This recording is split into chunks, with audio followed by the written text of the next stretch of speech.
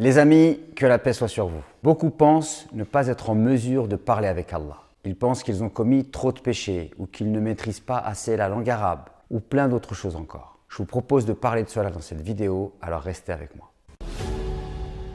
Tout d'abord, sache que ce que tu ressens est partagé par beaucoup.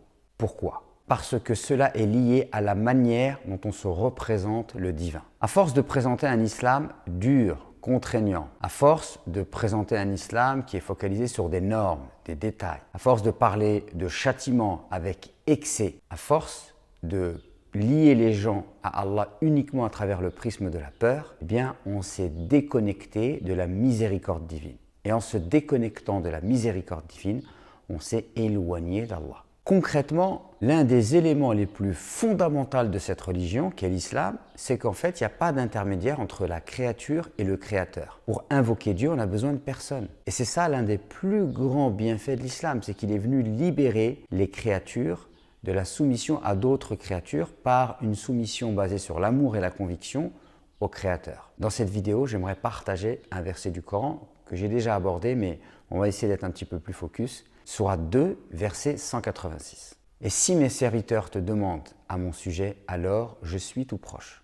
Je réponds à l'appel de celui qui m'invoque au moment où il m'invoque. Qu'il réponde à mon appel et qu'il croie en moi afin qu'il soit bien guidé. » Deux premières choses qui sont évoquées dans le verset. Donc, premièrement, on peut voir ici que dans ce verset, Allah dit qu'il répond à l'appel de celui qui l'invoque au moment même où il l'invoque. Donc, si tu veux parler avec Dieu, tu dois avoir la certitude que à partir du moment où tu fais partie de ceux qui invoquent Allah, malgré tous tes défauts, malgré toutes tes tares, malgré toutes tes limites, malgré toutes tes contradictions, eh bien la miséricorde divine, elle est tellement immense qu'il n'y a rien qui peut empêcher Allah de te répondre. Donc si tu veux invoquer Allah, tu dois te connecter à la miséricorde divine, en plus de te connecter à la puissance divine, puisque Allah il est capable d'écouter tout le monde en même temps.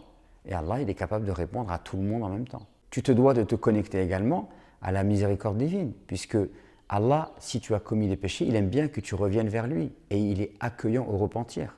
Tu peux bien voir dans ce verset que Dieu, il dit qu'il répond à celui qui l'invoque. Et celui qui l'invoque, il n'a donné aucune spécificité, il n'a donné aucune condition. La seule condition qui existe, c'est que quand tu appelles Dieu, tu répondes à son appel et tu crois en lui. Parce que ça, c'est ce qui vient après. Qu'il réponde à mon appel et qu'il croit en moi. On pourrait se poser la question de savoir qu'est-ce que ça veut dire de répondre à son appel. Eh bien, ça a été expliqué dès le début du verset. Si il te demande à mon sujet, ça veut dire si tu cherches après Allah. C'est ça le fait de répondre à son appel.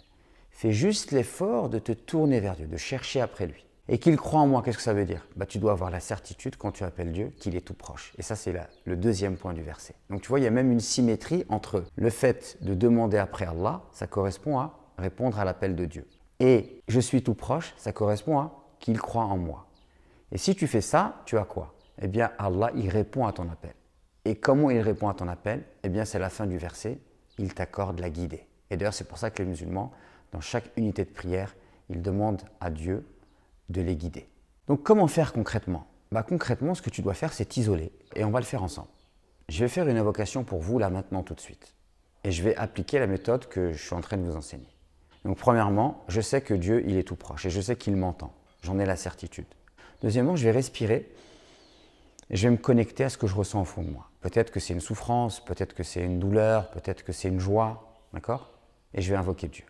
Et je vais dire « Ya Allah, Ya Allah, je te remercie de me permettre de jeûner, d'être en bonne santé. Je te remercie de me donner la force d'appliquer le jeûne. Je te remercie de me permettre de vivre ce moment exceptionnel qu'est le mois de Ramadan. » Et vous voyez, je parle avec ce que j'ai dans mon cœur. Ya Allah, je te demande pardon pour toutes mes imperfections, pour toutes mes contradictions, pour toutes mes erreurs. Ya Allah, je te demande de m'augmenter ma lumière intérieure. Ya Allah, je te demande de m'ouvrir les portes de la sagesse. Ya Allah, je te demande de guider vers toi toutes celles et ceux qui t'aiment et qui ont envie d'aller vers toi. Ya Allah, pardonne-nous nos péchés, pardonne-nous nos fautes, nos manquements. Ya Allah, accorde-nous la réussite dans les deux mondes et fais que ce mois de Ramadan soit un mois béni pour toutes celles et ceux qui sont sincères dans le fait de jeûner. Ouvre-nous les portes de ton paradis.